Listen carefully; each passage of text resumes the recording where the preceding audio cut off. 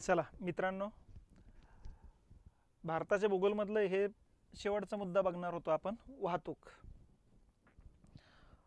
वाहतूकमध्ये या ठिकाणी जे काही प्रश्न आलेले आहेत वेगवेगळ्या परीक्षेला, एकतर वाहतुकीचं महत्त्व काय सध्याच्या काळामध्ये, त्याच्यानंतर वाहतुकीचे जे 3 प्रकार आहे या 3 प्रकारावरती प्रश्न या ठिकाणी विचारले जातात.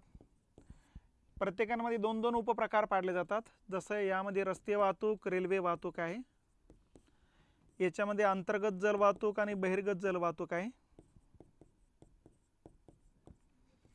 यामध्ये देशांतर्गत हवाई वाहतूक आणि आंतरराष्ट्रीय हवाई वाहतूक आहे.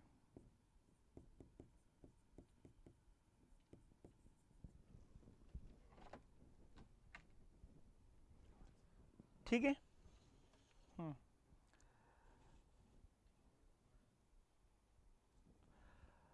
मित्रांनो, या ठिकाणी याच्यात सर्वात जास्त प्रश्न रेल्वे आणि रस्ते वाहतुकीवरतीच आलेले आहेत.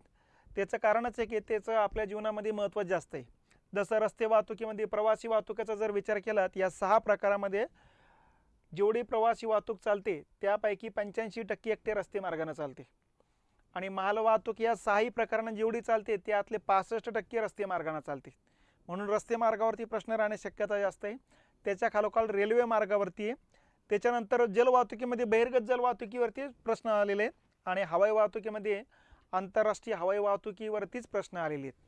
तर त्यामुळे त्या डायरेक्शनने थोडे लक्षात घेत चालायचे. आता आयोगाचे प्रश्न बघताना तुमच्या लक्षात येऊन जाईल की कोणत्या टॉपिकवरती प्रश्न कसे आलेले आहेत.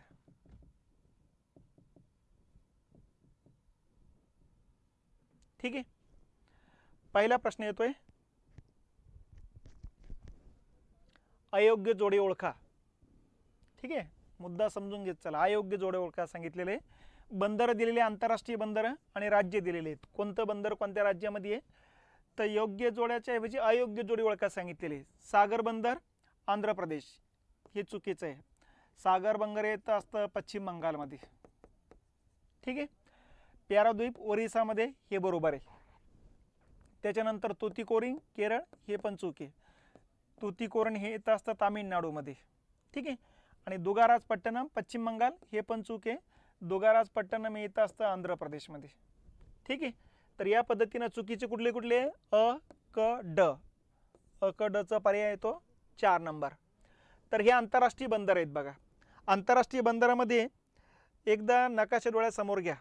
हे बघा, भारताला या ठिकाणी आतापर्यंत 15 बंदरांना आंतरराष्ट्रीय बंदरांचा दर्जा दिलेला आहे.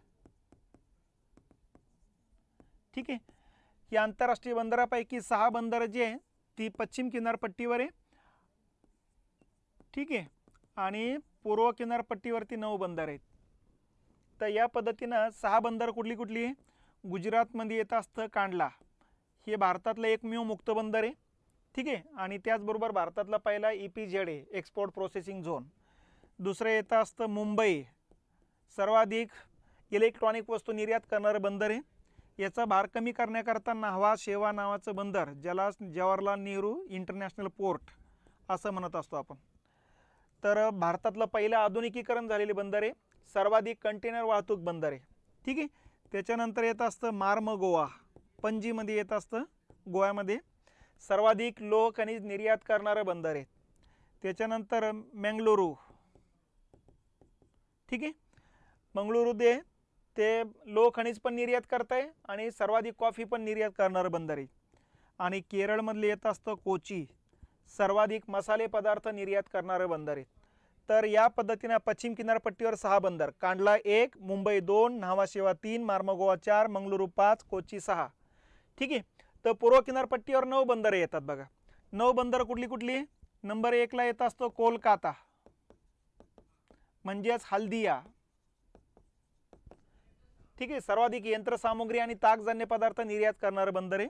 त्याचा भार कमी करण्याकरता त्याच्या बाजूला सागर नावाच्या बंदराला परवानगी भेटलेली आहे. बघा, तर हे 2013ला मंजुरी भेटलेले नवीन आंतरराष्ट्रीय बंदर आहे. तर ही 2 येतात पश्चिम बंगालमध्ये. त्याच्यानंतर येत असतं प्याराद्वीप. प्याराद्वीप जे आहे ते ओरिसामध्ये येत असतं, ओडिशा म्हणायचं आजच्या काळात. तर रिडले ऑलिव्ह कासवांसाठी प्रसिद्ध आहे. त्याच्यानंतर येत असतं विशाखापट्टणम, आंध्र प्रदेशमध्ये आहे.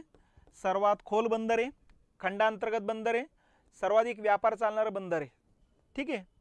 त्याच्यानंतर याचा भार कमी करण्याकरता नवीन बंदराला मंजुरी भेटलेली 2013ला दुगाराजपट्टणम. तर हे येतात आंध्र प्रदेशमध्ये दोन्ही पण. त्याच्यानंतर तामिळनाडूमध्ये येत असतं पहिलं एन्नोर. एन्नोर हे चेन्नई बंदराचा भार हलका करण्याकरता बांधलेले दुसरं भारतातलं आधुनिकीकरण झालेले बंदर आहे. त्याच्या खाली येत असतं चेन्नई, भारतातलं पहिलं कृत्रिम बंदर आहे आणि सर्वाधिक सॉफ्टवेअर निर्यात करणारं पण बंदर आहे. त्याच्यानंतर येत असतं तुतीकोरीन, तामिळनाडूमधलं हे तिसरं येतं, सर्वाधिक तांदूळ निर्यात करणारं बंदर आहे. तर हे बंदर या ठिकाणी टोटल येतात 8, 1 2 3 4 5 6 7 8 आणि 9 येत असतं अंदमान निकोबारची राजधानी पोर्ट ब्लेअर. सर्वाधिक फळे आणि मसाले निर्यात करणारे बंदर आहे ती. तर अशा पद्धतीने 15 बंदरांना आंतरराष्ट्रीय बंदरांचा दर्जा दिलेला आहे. एकूण किनारपट्टी आपली 11,098 किलोमीटर आहे. जुन्या माहितीनुसार 7,517 किलोमीटर आहे. या किनारपट्टीवरती 250 पेक्षा अधिक बंदर आहे. त्यापैकी आंतरराष्ट्रीय बंदर आहेत 15. तर ही 15 बंदरं या ठिकाणी लक्षात घ्यायचे. पहिला प्रश्न क्लिअर झाला.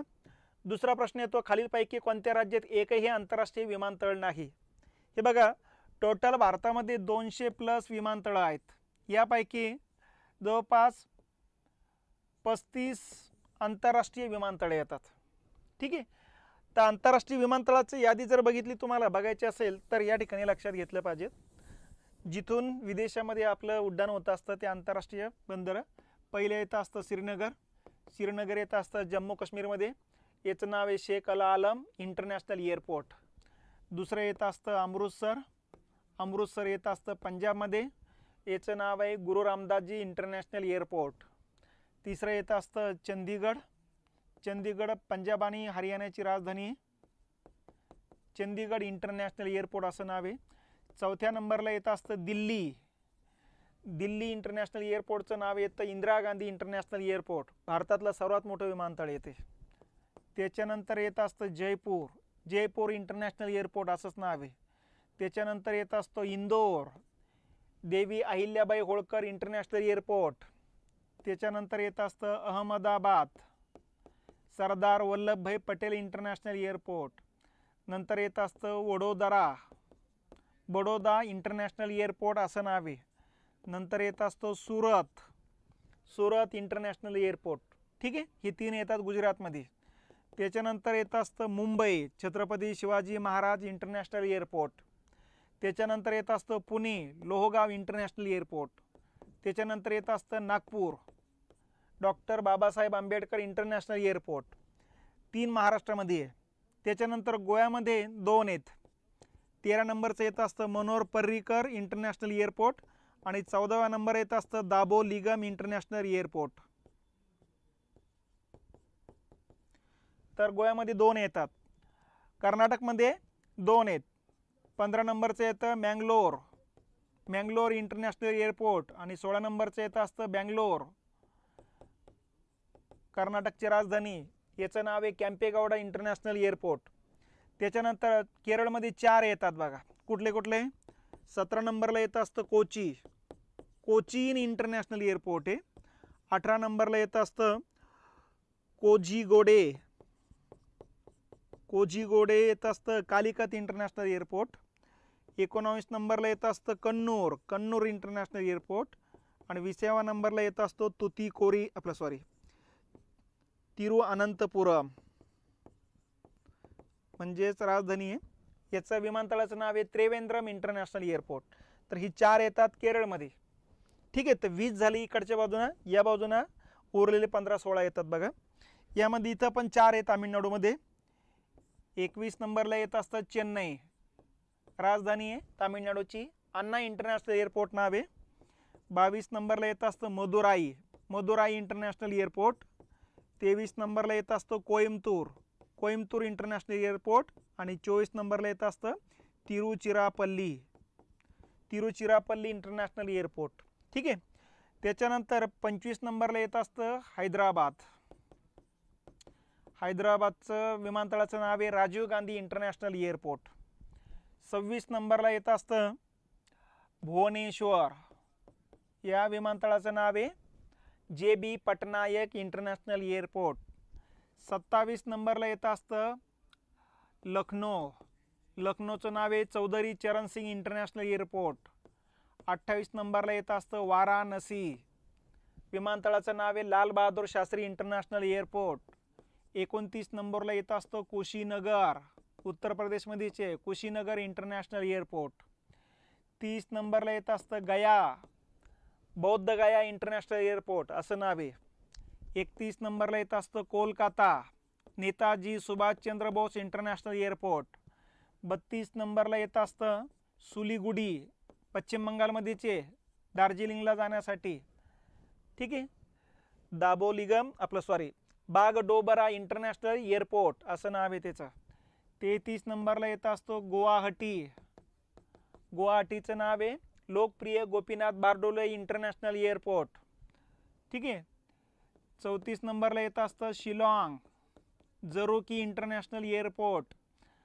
35 नंबरला येत असतं इम्फाळचं नाव आहे वीर टिकेंद्रजीत सिंग इंटरनॅशनल एअरपोर्ट. आणि 36 नंबरला येत असतं पोर्ट ब्लेअर, या विमानतळाचं नाव आहे वीर सावरकर इंटरनॅशनल एअरपोर्ट. असे 36 आंतरराष्ट्रीय विमानतळं सध्या भारत सरकारनं मान्यता दिलेली आहेत बघा. तर यामध्ये आपला जो प्रश्न आहे तो बघा, कोणत्या राज्यात एकही, ही तर 35 सांगितली होती, 36 आहे. कोणत्या राज्यात एकही आंतरराष्ट्रीय विमानतळ नाही? दिल्लीला आहे, पंजाबमध्ये आहे, अमृतसरला आहे, मणिपूरला आहे, इम्फाळला येत असतं, आसामला गुवाहाटीला येत असतं. सगळीकडे आंतरराष्ट्रीय विमानतळ आहे. याचा अर्थ याचं उत्तर काय राहील मग? यापैकी नाही.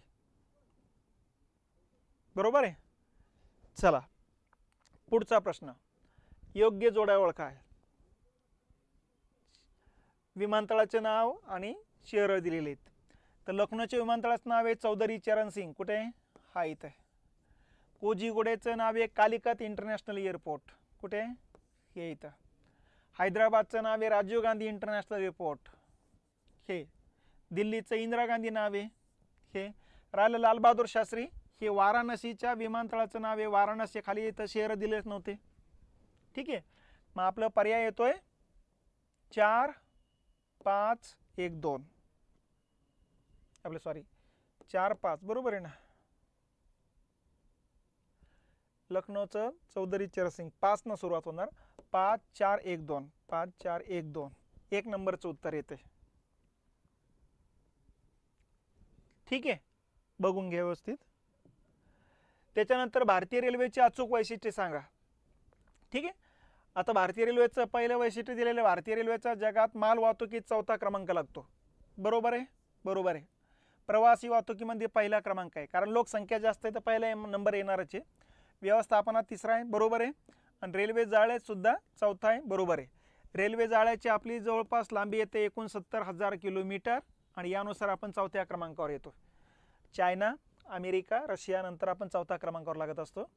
ठीक आहे. व्यवस्थापनामध्ये अमेरिका, चायना नंतर 3ऱ्या क्रमांकावर लागत असतो. प्रवासी वाहतुकीमध्ये आपण पहिल्या नंबरवरती. तर हे चारही विधानं बरोबर आहे. भारतीय रेल्वेला सुरुवात होते 1853ला मुंबई ते ठाण्याच्या दरम्यान. पहिलं रेल्वे जी सुरू झाली 16 एप्रिलला सुरुवात झालेली, म्हणून आज भारतीय रेल्वे दिन म्हणून 16 एप्रिल हा दिवस साजरा केला जात असतो बघा. पहिल्या रेल्वेसाठी सिंध, साहेब आणि सुलतान या 3 इंजिनाचा वापर केला होता. जगातली पहिली रेल्वे 1825ला मँचेस्टर ते लिव्हरपूल शहरादरम्यान धावली गेलेली, आणि ती 1825ला लंडनमध्ये म्हणजे इंग्लंडमध्ये धावल्या गेलेली. 1825 नंतर जवळपास 25 50 आणि वरचे 3 म्हणजे 28 वर्षानंतर भारतात रेल्वेला सुरुवात होते बघा. पहिले रेल्वे बोर्ड पण मुंबईला स्थापन होते 1857ला, बॉम्बे रेल्वे बोर्ड असं नाव आहे. त्याचे पहिले अध्यक्ष होते लेफ्टनंट प्रेस्कॉट. ठीक आहे. नंतर मग कोलकाता, बंगाल रेल्वे बोर्डची स्थापना होते, नंतर मग चेन्नईच्या, आणि नंतर हे तिन्ही विलिनीकरण करून एकच भारतीय रेल्वे बोर्डाची स्थापना होती 1905ला थॉमस रॉबर्टसनच्या अध्यक्षतेखाली. त्याच्यानंतर 19 ॲक्वार समितीच्या शिफारशीनुसार 1924 ते 2017 या काळामध्ये रेल्वेचे स्वतंत्र अंदाजपत्रक मांडण्याची पद्धती सुरू झालेली. 1925 पासून रेल्वेच्या विद्युतीकरणाला सुरुवात होते. विजेवर ते रेल्वेला धावायला सुरुवात होते. पहिली रेल्वे विजेवर धावती कुर्ला ते CST, म्हणजे अगोदरचं VT म्हणतात त्याला. आणि आज रेल्वेचं विद्युतीकरण झालेले जवळपास 95%.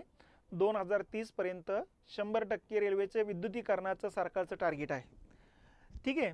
सध्या भारतीय रेल्वेमध्ये 12.5 लाख कर्मचारी कामाला आहे. ही कर्मचाऱ्यांची संख्या टोटल रेल्वे आपल्या भारत सरकारच्या नोकरीला जेवढे लोक आहेत केंद्रीय कर्मचारी जे आहेत त्याच्या 40% येत असते. म्हणजे भारत सरकारचा सर्वात जास्त नोकरी रोजगार देणारा जर कार्यक्रम कोणता असेल तर भारतीय रेल्वे. भारतीय रेल्वेचे सध्या 18 झोन आहेत. ठीक आहे. त्याच्यानंतर कोकण रेल्वे सेपरेट वेगळा विषय येतो. कोकण रेल्वेची स्थापना होते 1990ला. कोकण रेल्वे सुरू होते 1995ला. कोकण रेल्वेची लांबी 813 किलोमीटर आहे. त्यापैकी 382 किलोमीटर महाराष्ट्रामध्ये येत असते. कोकण रेल्वेचा खर्च 3,500 कोटी आहे. त्यापैकी 51% खर्च हा भारतीय रेल्वेने उचललेला आहे. उरलेला ज्या ज्या राज्यातून ती रेल्वे जाते त्या राज्याने उचलायचं आहे. तर ही रेल्वे जाते 4 राज्यातून, महाराष्ट्र, गोवा, कर्नाटक, केरळ. ठीक आहे. रोह्यापासून महाराष्ट्रातला सुरुवात होते, कोचीपर्यंत जात असते बघा. तर हा महत्त्वाकांक्षी कार्यक्रम ई श्रीधरांच्या नेतृत्वाखाली पार पाडलेला आहे. आपली जगातला सगळ्यात महत्त्वाकांक्षी कार्यक्रम, कारण सगळ्यात जगातल्या शास्त्रज्ञांनी सांगितलं कोकणामध्ये रेल्वे ट्रॅक उभारणं चालू ठेवणं सोपं काम नाही, शक्य नाही. तरी आपण ते शक्य करून दाखवलेलं आहे. तर आपल्या रेल्वेमध्ये ते एक लक्षात घ्यायचे. भारतीय रेल्वेमध्ये सर्वाधिक लांबीची रेल्वे येते विवेक एक्सप्रेस, दिब्रुगड ते कन्याकुमारी 4286 किलोमीटर लांबीचा ट्रॅक येतो. तर हा भारतातला सर्वाधिक लांबीची रेल्वे म्हणून ओळखल्या जात असतात बघा. आणि रेल्वेच्या 2 रुळातल्या अंतराच्या आधारे जो प्रकार पाडला जातो त्याला गेज म्हणतात. तर गेजचे 5 प्रकार आहे: broad gauge, metre gauge, narrow gauge, lift gauge आणि स्टँडर्ड गेज. 2 रुळातलं अंतर 1.676 मीटर असेल तर ब्रॉड गेज, 2 रुळातलं अंतर 1 मीटर असेल तर मीटर गेज, 2 रुळातलं अंतर 0.762 मीटर असेल तर नॅरो गेज, 0.610 मीटर असेल तर लिफ्ट गेज आणि 1.435 असेल तर स्टँडर्ड गेज. जेवढे स्टँडर्ड गेज आहे, मेट्रो रेल्वे जेवढे आहेत ना ते स्टँडर्ड गेजमध्ये आहेत. आलं लक्षात? जंगलातून जात असेल ना तर समजून घ्यायचं ते नॅरो गेज आहेत. डोंगराळ भागात रेल्वे जात असेल ना तर लिफ्ट गेज आहेत. ठीक आहे. आणि मग सकल मैदानी भागात जर 2च गावं जोडत असेल तर मीटर गेज आहे, आणि भरपूर गावाला जोडत जात असेल तर मग ब्रॉड गेज. तर आपल्याला सगळं ब्रॉड गेजमध्ये रूपांतर करायचं आहे. मीटर गेज संपुष्टात जवळपास आल्या तर जमा आहे. ब्रॉड गेजची आता लांबी 69,000 किलोमीटरपैकी 95% लांबी ब्रॉड गेजची आहे. आता नॅरो गेजचं रूपांतर पण ब्रॉड गेजमध्ये होतं आहे, मीटर गेजचं पण ब्रॉड गेजमध्ये होते. फक्त लिफ्ट गेज जी आहे ती डोंगराळ भागात आहे, त्याचा आणखीन गेज वाढवण्याचे प्रकार होणार नाही. आणि स्टँडर्ड गेजच राहणार आहे. तर हेही लक्षात घेतलं पाहिजे. त्याचे उत्तर 4 पण येतात. ठीक आहे. त्याच्यानंतर उत्तर प्रदेशातील गोरखपूर आणि अलाहाबाद या ठिकाणी कोणते रेल्वे झोन आहेत? मग आता रेल्वे झोनच समजून घ्या. टोटल 18 रेल्वे झोन आहेत बघा. मग 18 रेल्वे झोनमध्ये आपण जर बघितलं तर असे भारताचे सरळ 2 भाग पडायचे. या ठिकाणी नंबर 1 ला येतो उत्तर रेल्वे झोन, ज्याचं मुख्यालय दिल्लीला आहे. नंबर 2 ला येतं असतं जयपूर, उत्तर पश्चिम रेल्वे झोन. नंबर 3 ला येतं असतं जबलपूर, पश्चिम मध्य रेल्वे झोन आहे. नंबर 4 ला येतं असतं चर्चगेट, पश्चिम रेल्वे झोन, चर्चगेटला आहे. नंबर 5 ला येतं असतं मध्य रेल्वे झोन, CST ला येतं असतं. मुंबईत 2 आहेत. 6 नंबरला येतं असतं हुबळीचा, हे दोन्ही मुंबईमध्ये आहे. 6 नंबरला येतं असतं हुबळीचं येतं असतं दक्षिण पश्चिम रेल्वे झोन. या भागात 6 आहेत. त्याच्यानंतर या ठिकाणी येत असतो चेन्नईला दक्षिण रेल्वे झोन. त्याच्यानंतर सिकंदराबादला येत असतो दक्षिण मध्य रेल्वे झोन. त्याच्यानंतर बिलासपूरला येत असतो बघा दक्षिण पूर्व मध्य रेल्वे झोन. त्याच्यानंतर भुवनेश्वरला येतो असतो पूर्व किनारपट्टी रेल्वे झोन. विशाखापट्टणमला येतो असतो दक्षिण किनारपट्टी रेल्वे झोन. ठीक आहे. त्याच्यानंतर 12 नंबरला येतो असतो बघा अलाहाबाद, उत्तर मध्य रेल्वे झोन. आणि 13 नंबरला येतो असतो गोरखपूर, उत्तर पूर्व रेल्वे झोन येत असतो. त्याच्यानंतर 14 नंबरला या ठिकाणी गुवाहाटी मालीगावला येत असतो उत्तर पूर्व सीमांत रेल्वे. हा उत्तर पूर्व रेल्वे झोन, हा उत्तर पूर्व सीमांत रेल्वे झोन 14. 15 नंबरला येतो असतो हाजीपूरला येतो असतो पूर्व मध्य रेल्वे झोन, बिहारमध्ये. ठीक आहे. आणि 3 झोन येतात कोलकाता शहरामध्ये. कोलकाता शहरामध्ये पहिला येतो असतो पूर्व रेल्वे झोन, दुसरा येतो असतो दक्षिण पूर्व रेल्वे झोन, तिसरा येतो असतो कोलकाता मेट्रो रेल्वे झोन. तर 15 आणि 3 18 रेल्वे झोन आहेत. मग यामध्ये आपल्याला विचारलेलं आहे अलाहाबाद उत्तर मध्य रेल्वे झोन आहे आणि गोरखपूर उत्तर पूर्व रेल्वे झोन आहे.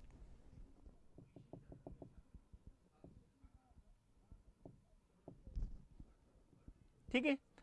तर गोरखपूर पहिलं विचारलेलं आहे उत्तर पूर्व येत आहे. उत्तर पूर्व या ठिकाणी अलाहाबाद उत्तर मध्य, हे उत्तर मध्य. तर 3 नंबरचं उत्तर या ठिकाणी लक्षात घेतलं पाहिजे.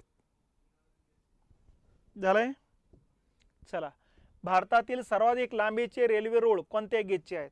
मग अगोदरच मी सांगितलेलं आहे 95% जे रेल्वे रोड आहे सध्या ते ब्रॉड गेजचे आहेत. टोटल भारतातली रेल्वे लांबी येते 69,000 किलोमीटर. यापैकी 95% ब्रॉड गेजचे येतात बघा. ठीक आहे. मग उरलेलेमध्ये सगळे 5% मध्ये आहेत. त्याच्यानंतर भारतीय रेल्वेची योग्य वैशिष्ट्ये ओळखा.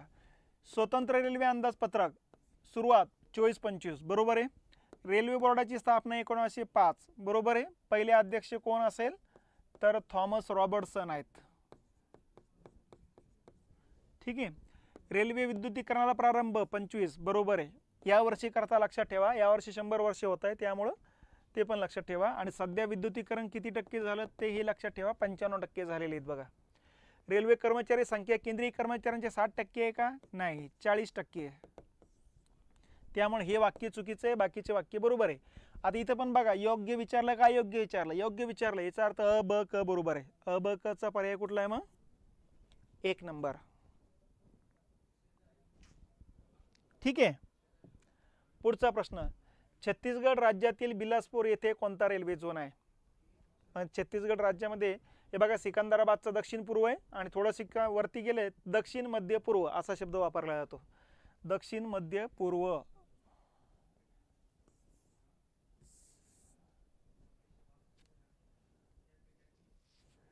दक्षिण मध्य पूर्व शब्द पाहिजे तर दक्षिण हाच इथं वापरलेला आहे.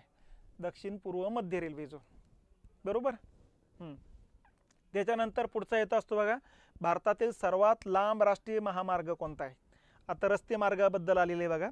रस्ते मार्गाबद्दल वैशिष्ट्य लक्षात ठेवा. हे बघा, रस्ते मार्ग हा सर्वात लवचिक मार्ग आहे. बाकीचे मार्ग इतके लवचिक नाही. नंबर 1 खुशकीचा मार्ग म्हटला जातो याला. नंबर 2 आहे सध्या रस्त्याची लांबी जवळपास 66,70,000 किलोमीटर आहे. ठीक आहे. त्याच्यानंतर जेवढी लांबी आहे त्याच्यापैकी 2% म्हणजे जवळपास 1,46,000 किलोमीटर लांबीचे राष्ट्रीय राजमार्ग आहेत बघा. आणि या 2% राष्ट्रीय राजमार्गावरून देशातली 40% वाहतूक चालते. म्हणून राष्ट्रीय राजमार्गावरतीच प्रश्न असतो, हे लक्षात घ्या. रस्त्याचे 4 प्रकार आहे: राष्ट्रीय राजमार्ग, राज्य महामार्ग, जिल्हा मार्ग आणि ग्रामीण रस्ते. प्रधानमंत्री ग्राम सडक अंतर्गत जे रस्ते निर्माण होतात त्याला म्हणायचं ग्रामीण रस्ते. प्रत्येक जिल्ह्यामध्ये B&C नावाचा विभाग असतो, ती निर्माण करत असलेल्या रस्त्याला म्हणायचं जिल्हा रस्ते. प्रत्येक राज्यामध्ये सार्वजनिक बांधकाम विभाग असतो, ते राज्यातले प्रमुख शहरं जोडण्यासाठी जे रस्ते तयार करतात त्यांना म्हणायचं राज्य महामार्ग. आणि राष्ट्रीय राजमार्ग म्हणजे केंद्र सरकारचा NHAI national highway authority of India limited नावाची संस्था जे काही वेगवेगळ्या राज्यातलं शहरं जोडण्यासाठी राष्ट्रीय राजमार्ग आपलं रस्ते निर्माण करते त्यांना राष्ट्रीय राजमार्ग म्हणायचे. सध्या राष्ट्रीय राजमार्गाची टोटल संख्या 599 आहे. भारतामध्ये महाराष्ट्रामध्ये 79 येतात. ठीक आहे. राष्ट्रीय राजमार्गांना क्रमांक 2015 पासून कसे असा हा भारताचा जर आपला नकाशा असेल तर दक्षिण उत्तर दिशेने जाणाऱ्यांना सम अंक दिला जातो. म्हणजे आता इथं एकदम पूर्वेकडून पश्चिमेकडे जाताना हा सम अंक वाढत जात असतो. एकदम पूर्वेकडे असेल तर याला क्रमांक दिला जातो 2, त्याच्या पश्चिमेकडे असेल 4, त्याच्या पश्चिमेकडे असेल 6, 8, 10, 12 अशी क्रमांक राहील.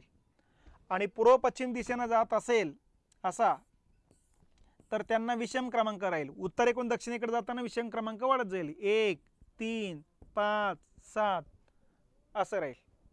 ठीक आहे. तर या पद्धतीनं या ठिकाणी हे लक्षात घेणं गरजेचं आहे. तर राष्ट्रीय राजमार्ग या ठिकाणी लक्षात घेतले पाहिजे. सर्वात जास्त राष्ट्रीय राजमार्ग येतात महाराष्ट्रामध्ये. महाराष्ट्रातील राष्ट्रीय राजमार्गाची लांबी आहे 18,400. नंबर 2ला उत्तर प्रदेश आहे 11,000 जवळपास 800 किलोमीटर आहे. आणि नंबर 3ला राजस्थान आहे 10,300 किलोमीटर. तर हेही लक्षात घेतलं पाहिजेत.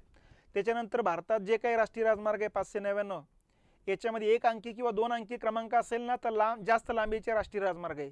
पण 3 अंकी क्रमांक असेल ना तर समजून घ्यायचं 2च गावं 2च शहरं जोडण्यासाठीचा सर्वात लहान राष्ट्रीय राजमार्ग आहेत ते. तर राष्ट्रीय राजमार्ग जे आहेत यामध्ये भारतातला सर्वाधिक लांबीचा कुठला असेल तर तो येतो असतो NH44. अगोदरचं जुनं नाव 7 आहे, पण दक्षिण उत्तर दिशेने जातो म्हणून 44 क्रमांक ठेवण्यात आला, कारण सम अंकाचे असतात. ठीक आहे. आणि सर्वात कमी लांबीचा आहे NH755EE. हा फक्त 4 किलोमीटर लांबीचा आहे. आणि NH44 जो आहे हा येतो 4112 किलोमीटर लांबीचा. हा श्रीनगर ते कन्याकुमारी आहे. 11 राज्यांना जोडतो. जम्मू काश्मीर, पंजाब, हरियाणा, दिल्ली, UP, MP, महाराष्ट्र, तेलंगणा, आंध्र प्रदेश, कर्नाटक आणि तामिळनाडू. तर 11 राज्यांना जोडतो बघा. तिथे याचं उत्तर येतं आपलं सर्वाधिक लांबीचं आहे तो NH44. ठीक आहे. त्याच्यानंतर रेल्वे झोन दिलेत आणि मुख्यालय. पश्चिम रेल्वे झोन चर्चगेटला आहे, चर्चगेट मुंबई. ओके. पूर्व मध्य रेल्वे झोन हाजीपूरला आहे. हाजीपूर कुठे आहे? बिहारमध्ये.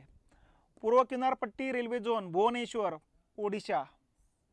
आणि उत्तर मध्ये अलाहाबादला आहे. हे असा म्हणजे त्या हिशोबाने उत्तर येईल 4, 3, 2, 1. ओके. तर हे एक लक्षात घ्यायचे. त्याच्यानंतर राष्ट्रीय राजमार्ग क्रमांक 53 नवीन क्रमांक म्हणजे हा पूर्व पश्चिम दिशेने जातोय. आणि 44 म्हणजे हा दक्षिण उत्तर दिशेने जातोय. कोणत्या शहरात एकमेकांना छेदतात? तर हे छेदतात बघा नागपूरला. हा राष्ट्रीय राजमार्ग क्रमांक जे 53 हा महाराष्ट्रातला सर्वाधिक लांबीचा आहे आणि हा भारतातला सर्वाधिक लांबीचा आहे. हा सुरू होतो हाजिरा गुजरातमध्ये ते कोलकाता. आलं लक्षात? मग हा महाराष्ट्रातून धुळे, धुळ्यावरून जळगाव, जळगाववरून अकोला, अमरावती, नागपूर, भंडारा आणि पुढे गोंदिया जिल्ह्यातून जात असतो. आणि राष्ट्रीय राजमार्ग 44 मध्य प्रदेशमधून नागपूरला येतो, नागपूरहून हिंगणघाट, हिंगणघाटहून हैदराबाद, हैदराबादहून बँगलोर, बँगलोरहून कन्याकुमारीपर्यंत जात असतो. तर इथं हे नागपूर शहर येत असतं, इथं यांना छेदतो तो. त्याच्यानंतर मुंबई बंदरावरील वाहतुकीचा ताण कमी करण्यासाठी विकसित केलेले बंदर. मी सांगितलेले मुंबई बंदरावरचा भार कमी करण्याकरता नवीन बंदर 1989ला निर्माण केले आपण, ज्याला JNPT असं म्हणत असतो आपण, जवाहरलाल नेहरू पोर्ट ट्रस्ट. ठीक आहे. हा भारतातलं पहिलं आधुनिकीकरण झालेले बंदर आहे, म्हणजे कम्प्युटराइज झालेले आणि सर्वाधिक कंटेनर वाहतूक बंदर आहे. त्याच्यानंतर कोकणात रेल्वे प्रकल्पासाठी कोकण रेल्वे कॉर्पोरेशनची स्थापना कधी करण्यात आली? हे बघा, कोकण कॉर्पोरेशनची स्थापना 1990ची. कोकण रेल्वेला सुरुवात होते 95ला. 813 किलोमीटर लांबी आहे आणि 4 राज्यातून हा प्रकल्प जातो. महाराष्ट्र, गोवा, कर्नाटक आणि केरळ. महाराष्ट्रातल्या रोह्यापासून सुरुवात होतो रायगड जिल्ह्यामधून ते केरळमध्ये कोचीपर्यंत. ही टोटल लांबी आहे ते 813. यातली महाराष्ट्रातली लांबी विचारली तर 382. 381 लक्षात ठेवा, 3 इकडून टाकून द्यायचे, फक्त काही करायची गरज नाही. ठीक आहे. हा टोटल प्रकल्प येतो असतो 3,500 कोटी रुपयाचा. यातला 51% जी रक्कम आहे ती भारतीय रेल्वेनं उचललेली आणि 49% रेल्वेचा खर्च या 4 राज्यांना उचललेला आहे. तर एवढं रेल्वे या कोकण रेल्वेबद्दल लक्षात ठेवा. याचे पहिले अध्यक्ष ई श्रीधरन होते, जे सध्या केरळचे भाजपचे राज्य अध्यक्ष आहेत. ठीक आहे. तर याची सुरुवात कधीची? मग 1990ची. त्याच्यानंतर कोकण रेल्वे प्रकल्प कोणत्या राज्याच्या सहकार्यातून सुरू झाला? तर 4 राज्य, महाराष्ट्र, गोवा, कर्नाटक, केरळ. पहिलाच पर्याय बरोबर आहे. ओके. चला, खालीलपैकी कोणते रेल्वे स्टेशन सुरत भुसावळ मार्गावरील सर्वात महत्त्वाचे रेल्वे स्टेशन आहे? सुरतकडून भुसावळ जळगावकडे येताना सगळ्यात महत्त्वाचं कुठले लागेल? मग नंदुरबार. नंदुरबार सगळ्यात मेन या ठिकाणी ठिकाण लागते बघा. त्याच्यानंतर अहिल्याबाई होळकर विमानतळ मध्य प्रदेशमध्ये. कारण अहिल्याबाई होळकर यांचं जर हे बघितलं म्हणजे होळकर कुटुंबाचं जर संस्थान बघितलं तर इंदोर होतं. तर इंदोर विमानतळाचं नाव आहे देवी अहिल्याबाई होळकर इंटरनॅशनल एअरपोर्ट.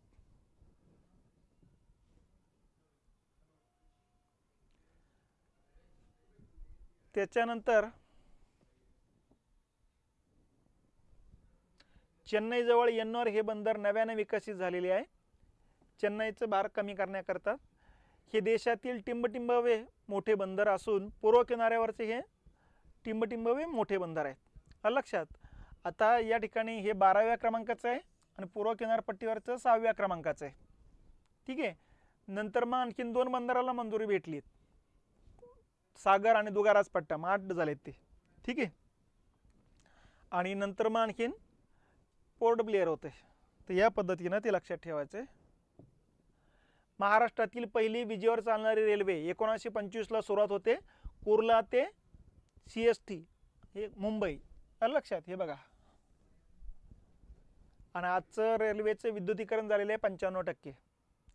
त्याच्यानंतर उत्तर पूर्व रेल्वेचं मुख्यालय गोरखपूर आहे का, हे इथं आहे. आणि उत्तर पूर्व सीमांत रेल्वे असं जर विचारलं असतं ना तर मग गुवाहाटी हे त्याचं उत्तर राहिलं असतं. 1932 साली भारतीय उद्योजकाने पहिली विमान कंपनी सुरू केली. टाटा कंपनीनं सुरुवात केलेली आहे म्हणून तिचं नाव होतं टाटा एअरवेज लिमिटेड, म्हणजे फक्त ब. मग ह्याच याचं रूपांतर पुढे 1946ला झालं एअर इंडियामध्ये.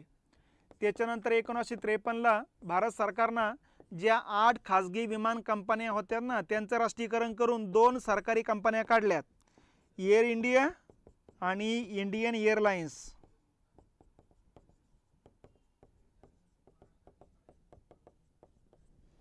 हेही लक्षात घेतलं पाहिजेत. नंतर 2007ला इंडियन एअरलाइन्स एअर इंडियामध्ये विलीन करण्यात आले आणि 2022ला एअर इंडियाचं खाजगीकरण करण्यात आलं. टाटा कंपनीनं परत घेऊन टाकलेली ती कंपनी. मुंबई सरकारने खालीलपैकी कोणाच्या अध्यक्षतेखाली रेल्वे बोर्डाची किंवा रेल्वे मंडळाची स्थापना केली. मग ही स्थापना 1857ला केली प्रेस्कॉटच्या अध्यक्षतेखाली. मग लेफ्टनंट प्रेस्कॉट हे इथं पहिला पर्याय आहे बघा. हे भारतातलं पहिलं रेल्वे बोर्ड येत असतं. ठीक आहे. त्याच्यानंतर आहे ईशान्य म्हणजे उत्तर पूर्वी रेल्वेचं मुख्यालय काय, ईशान्य भारतातलं म्हणजे ईशान्य भारतातलं कुठलं, गुवाहाटीचं. गुवाहाटी आणि त्याच्या बाजूला मालेगाव शहर येत असतं याच्या दरम्यानचं. त्याच्यानंतर उत्तर पूर्व रेल्वेचं मुख्यालय कुठे आलं तर उत्तर पूर्व येतं गुवाहाटी, आपलं गोरखपूर. भारतातील सर्वात स्वस्त वाहतुकीचा प्रकार आहे जलवाहतूक. सर्वात स्वस्त येतो आणि सर्वात प्राचीनपणे येत असतो बघा. रस्ते वाहतुकीच्या संदर्भात खालीलपैकी कोणते विधान बरोबर आहे. रस्ते वाहतुकीमुळे हवा आणि आवाजाचे प्रदूषण होते, बरोबर आहे. थेरॉटिकल प्रश्न आहे. भारतात रस्ते वाहतुकीची व्याप्ती मर्यादित आहे, नाही, हे व्यापक आहे. आता योग्य विधान विचारले का अयोग्य, योग्य, तर बरोबर आहे. ठीक आहे. खालीपैकी कोणते बंदर पूर्वेकडील एक उत्तम नैसर्गिक बंदर आहे. आता पूर्व किनारपट्टीवर हे नाही आहे, हे आहे, हे नाही आहे, हे नाही आहे, याचा अर्थ उत्तर त्यांना अपेक्षित आहे कोलकाता म्हणजे हल्दिया. दक्षिण मध्य रेल्वेचं मुख्यालय कुठं आलं, सिकंदराबाद, कर्नाटकमध्ये.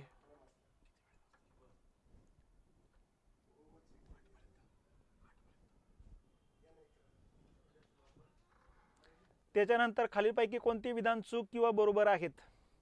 तर राज्य व राष्ट्रीय मार्गाची एकूण लांबी महाराष्ट्रामध्ये राजस्थानच्या तामिळनाडूपेक्षा जास्त आहे. कारण इथं तुम्हाला अगोदर सांगितलेले 11,800 किलोमीटर आहे, राजस्थानमध्ये 10,300, तामिळनाडूमध्ये आणखीन कमी लागते. राज्य व राष्ट्रीय राजमार्गाची एकूण लांबी महाराष्ट्रामध्ये गुजरात व कर्नाटकपेक्षा कमी आहे, हे चुकीचं आहे. आता इथं खालीपैकी कोणतं चूक की बरोबर आहे, तर आणि ब बरोबर आहे, नाही. चूक आहे, ब बरोबर आहे, नाही. बरोबर आहे, ब चूक आहे. ठीक आहे. भारतातील रस्त्याच्या वर्गीकरणात कोणत्या रस्त्याचा प्रकारात समावेश होतो. 4 प्रकार सांगितले, राष्ट्रीय राजमार्ग, राज्य महामार्ग, जिल्हा मार्ग, ग्रामीण रस्ते.